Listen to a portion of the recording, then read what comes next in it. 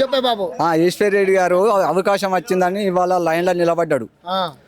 ఆ లైన్లో నిలబడ్డాడు. ఇన్ని రోజులు చేసిన పాదసేవ కంటే ఇంకా ఎక్కువ పాదసేవ చేస్తా, అందరికీ అందుబాటులో ఉంటా, అందరి సహకరించి నాకు ఫుట్బాల్కు ఓటేసి గెలిపియండి పైన కోరిక. ఇంతకు ముందు కూడా పాదసేవ చేసిండు, ఇప్పుడు కూడా ఆ సేవ కంటే ఇంకా ఇప్పుడు పాదసేవ చేసేందుకు సిద్ధంగా ఉన్నాడు. అందుకోసమని జనం ముందుకు తీసుకొచ్చి ఆయనను గెలిపించుకొని ఆయన మన వెనువెంట ఉంచుకుందామన్న ఆలోచన ప్రకారంగా ఆయన ముందుకొచ్చిండు. ఇప్పుడు మీ మద్దతు ఉంటుందా మరి ఆయనకు? మా మద్దతు ఉంటేనే మేము ఇంతమంది లైన్కి వచ్చినాం.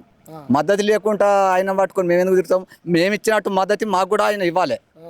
అది మా టాలెంట్, మేము చెప్పేది అది. ఇప్పుడు ప్రధానంగా మీ గ్రామ పంచాయతీలో ఏ సమస్యల మీద అడుగుదాం అనుకుంటాను? మా గ్రామ పంచాయతీలో అడిగే వివరాలని వాళ్ళు చెప్పిండ్రు, మళ్ళీ నేను చెప్పేది ఎందుకు? ఇక మళ్ళీ చెప్పినాం కదా. నీకంటూ వచ్చిన సమస్యలు, మా గ్రామ పంచాయతీలో వచ్చిన సమస్యలన్నీ ఆల్రెడీ వాళ్ళకి ఎప్పుడు వస్తాయి ఏంది అనేది వాళ్ళకి తెలిసి ఉంటుంది. దాని మీద మేము కూడా అవకాశం వచ్చినప్పుడు మాకు ఇది చేయాలి అనేది మేము డిసైడ్ చేస్తాం.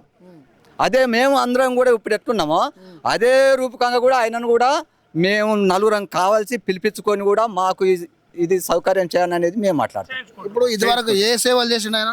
ఇదివరకు చేసింది డాక్టర్ సేవ చేసిండు పాద మొత్తం. ఇప్పుడు ఈ పాదసేవ చేసేందుకు మళ్ళీ ప్రజలకు అందుబాటులోకి వచ్చిండు. దాని సానుభూతితోని కూడా ఇప్పుడు అందరు కావాలని కోరుకున్నారు కాబట్టి మళ్ళీ అదే ఆయన ముందుకు తీసుకొని వస్తాను. సరే, ఇప్పుడు సరే ఇదే ఆలోచనతో ఉంటారా? రేపు ఎవడన్నా ఇంకో కొత్త వాడు వచ్చి వాళ్ళు ఓటుకి 5,000 ఇస్తా అటేరి అని చెప్తాడు, పోతారా? వచ్చిన